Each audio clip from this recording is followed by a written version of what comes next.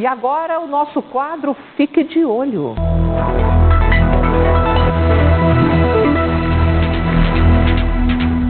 E nós estamos aí na Semana Mundial da Prevenção de Quedas.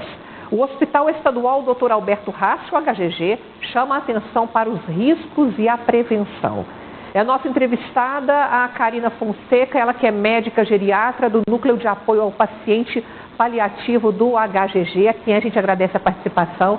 Uma boa tarde. Boa tarde, agradeço o convite, acho que esse tema é muito relevante e a gente fica muito feliz de poder estar contribuindo. E por que essa preocupação, esse alerta, com inclusive campanhas sendo desenvolvidas? Esse número é alarmante? Sim, a gente tem um número significativo de quedas. Inclusive, nós, profissionais da área da geriatria, faz parte da nossa avaliação, diária desses pacientes, a nível de consultório, até nível de internação, o risco, e a possibilidade de terem ocorrido quedas. Então, diante disso, a gente entende que a evidência nos mostra que o aumento é importante desse número de quedas e que também as consequências dessas quedas são muito importantes. Como, por exemplo, fratura do fêmur, de membros superiores? Sim, nós temos um número significativo de idosos que internam decorrentes de quedas da própria altura, quedas como um simples escorregão que ele pode ter num tapete de casa, ao colidir com uma escrivaninha, uma mesa de canto, e com isso culmina na fratura de fêmur, que é a nossa principal ocorrência, e também no traumatismo craniano com sangramentos. A gente sabe que a população idosa ela é uma população com maior incidência de osteoporose, e diante disso a gente sabe que aumenta a incidência então de fraturas, principalmente de fêmur, e aumento do risco de traumatismo craniano pela própria configuração cerebral do paciente idoso. Ele tem um risco maior de sangramento intracraniano. Lembrando que a maioria dessas pessoas nessa faixa etária, como você acaba de ressaltar, tem a estrutura óssea mais fragilizada e em caso de cirurgia também complicações nesse pós-cirúrgico.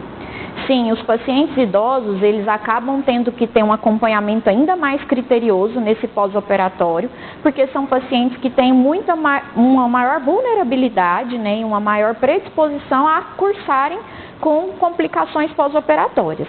Geralmente são pacientes que já vêm de um histórico de multimorbidades, que já vêm com um grau maior de número de doenças prévias.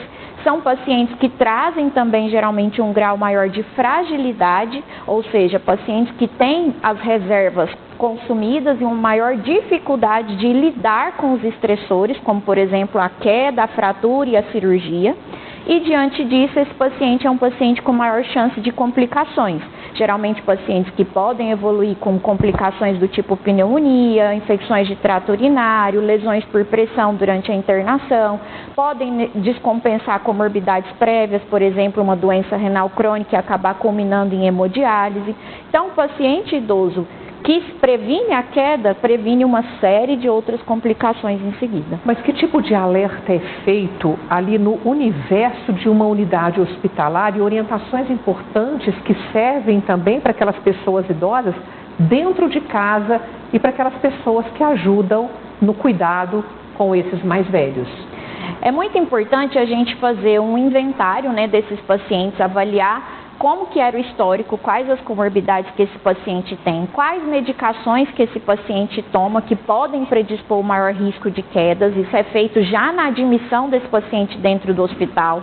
É importante uma avaliação diária do nível de consciência desse paciente, porque existem pacientes que passam por episódios de confusão mental agravados pelo processo da internação, ou às vezes já trazem um histórico de síndromes demenciais, ou seja, ele já tem um comprometimento cognitivo que impacta nesse cuidado intra-hospitalar. Ele tem maior risco de querer sair do leito, de querer se mobilizar sozinho e às vezes ele já tem uma fragilidade que impede esse movimento sozinho. Ou a própria internação foi por alguma complicação ou alguma agravante, um quadro agudo em que ele já não consegue se mobilizar sozinho. Ou seja, é uma atenção especial da equipe médica com esse tipo de paciente, sem dúvida alguma. Para encerrarmos, dicas importantes dentro de casa. evitar tapetes no banheiro e na cozinha, apoio também na hora do banho e até mesmo do assento sanitário. Isso, nós temos essa recomendação diariamente, até mesmo naquele idoso ou naquele paciente que tem algum outro risco, mesmo mais jovem,